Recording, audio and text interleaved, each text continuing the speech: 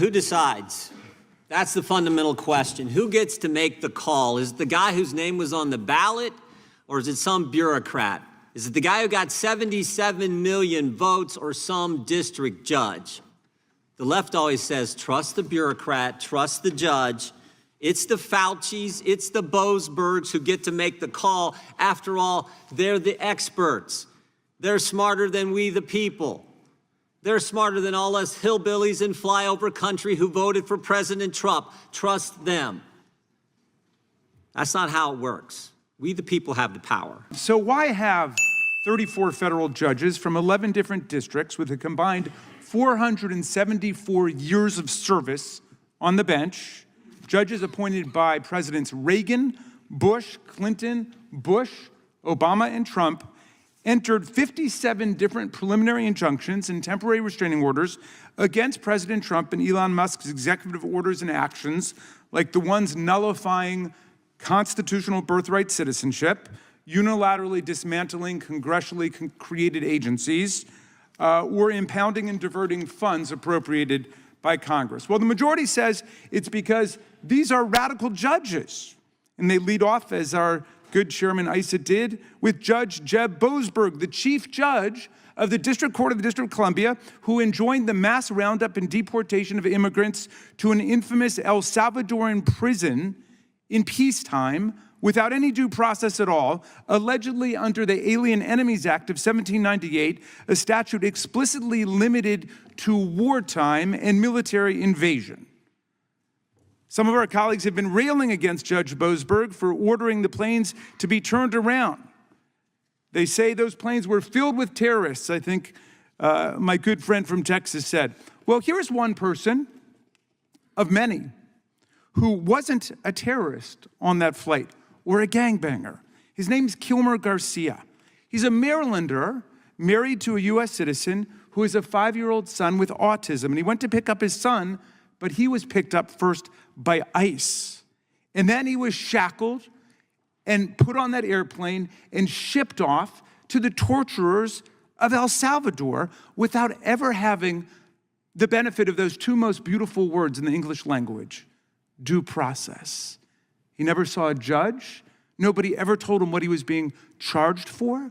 Nobody ever told him that there were any charges against him. And he was sent to a mega prison run by the self-proclaimed dictator of El Salvador. And yesterday, you know what happened, Mr. Chairman? The Trump administration admitted that it had made a mistake. He was not actually a gangbanger. He was not a criminal. It was all a mistake.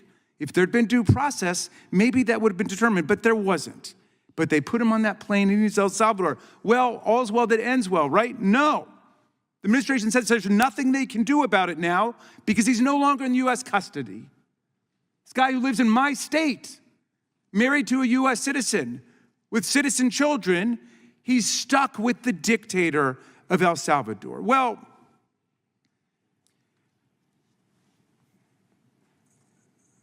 Judge Boasberg, some of our colleagues want to impeach him. Look. Some of our colleagues, they've got "for wanted" signs in the Cannon House office building with the names and faces of judges on them. They want to impeach them now. They want to impeach Judge Boasberg. Some of my colleagues should be alerted to this fact. Judge Boasberg was first named to the bench by President Bush. He was Justice Kavanaugh's roommate at Yale. Known in legal quarters as a very conservative judge, but they want to impeach him because he stood up for the rule of law. Now, Democrats say all of these executive orders and actions are being struck down not because these are radical left rogue judges, but because the judges, regardless of who appointed them, are doing their jobs. If the number of decisions striking down Trump illegality is unprecedented today, it's only because the sheer number of illegal acts committed in the first 100 days is unprecedented. America's never seen anything like it before in our entire history. Trump and Musk have been systematically violating the Constitution and breaking the law to trample the rights of the people and steal our data, fire excellent federal workers en masse, and dismantle congressionally created government agencies and programs, from the VA and Medicaid to NOAA, NIH, and Social Security, which Elon Musk called, quote, the biggest Ponzi scheme of all time. When brave Americans go to court to defend themselves against the President of the United States and the richest man in the world, these judges from across the political spectrum are showing up to work, and they're showing America why we have an independent judiciary. And yes, I've got to tell my friend Chairman Jordan that even if you campaign on doing something unconstitutional, like naming people kings and queens, or stealing other people's money, no, that doesn't make it constitutional, even if you campaigned on it. And the vast majority of the things here, I never heard of them campaigning on. But in any event, it's irrelevant to the job of the courts. Anyone who's read any of the decision knows that what we're witnessing today is a matchless constitutional crime spree by a rogue president and his Doge enforcer, a government contractor who has pocketed $38 billion from the taxpayers, multiples more than he has ever even claimed to have saved us. And we know how Doge makes typos, converting millions into billions. Read the decisions. Look at these cases, finding that Trump violated Congress's spending power and usurped our lawmaking power under Article 1. Read the cases, finding that Trump violated the First Amendment free speech rights, the Fifth Amendment due process rights, the Sixth Amendment counsel rights of the people, even by discriminating by name against law firms and lawyers, actually banning specific firms and lawyers from federal buildings and courthouses, federal contracts and federal employment, all simply because they dared to represent their clients, and Trump hates them. Now, out of this mountain of cases, which I can only surmise our colleagues have not read, let's zero in on Trump's executive order contradicting the very first sentence of the 14th Amendment, which says that any person born or naturalized in the United States and subject to the jurisdiction thereof is a citizen of the United States. Trump got struck down by a Reagan judge, a Biden judge, an Obama judge, and a Bush judge. The Reagan judge said, quote, I've been on the bench for 4 decades. I can't remember another case where the question presented is as clear as this one. This is a blatantly unconstitutional order.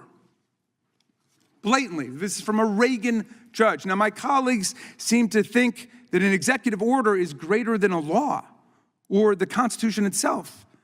But an executive order cannot trump a federal statute, much less the Constitution. An executive order is just an order to the executive bureaucracy to follow a policy unless and until it's countermanded by law, by the courts. Many of our colleagues are following Trump and Musk in calling for impeachment right now.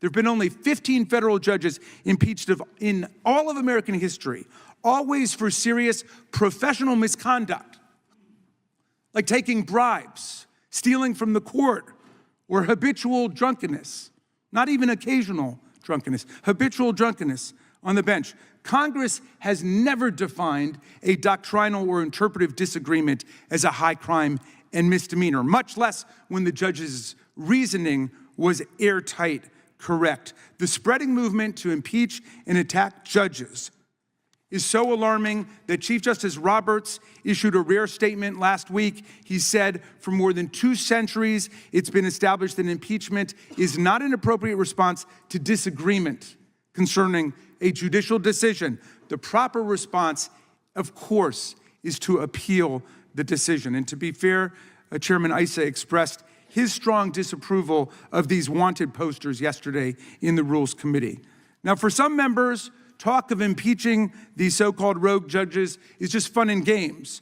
But the vicious assault, the vicious rhetorical assault on the judiciary has turned into something more sinister in certain quarters. Actual violent threats, bomb threats, direct intimidation. Judge Boasberg, the Bush appointee, must endure scandalous online attacks and insults by President Trump and Elon Musk and their followers. Even worse, the campaign of vilification has spread to Judge Boasberg's family. including outrageous attacks on his daughter, who's had her photo and her place of work posted on social media by Elon Musk to his 290 million followers. These threats follow an actual bomb threat made to the sister of Supreme Court Justice Amy Coney Barrett. And there are numerous other threats taking place today. And of course, we've seen threats and actual violence and murders take place in the past. I call on my colleagues right now to call off the campaign to impeach federal judges for doing their jobs. I call on them to demand that the Trump administration comply with all judicial orders while appealing whichever ones they want to appeal, and to demand the return of people unlawfully taken to El Salvador on that so-called plane full of gangbangers. And I especially call on them today to denounce all violent threats, doxing, online vilification, and threats against our judges. This is the Judiciary Committee of the United States House of Representatives, and we should act like it. I yield back, Mr. Chairman.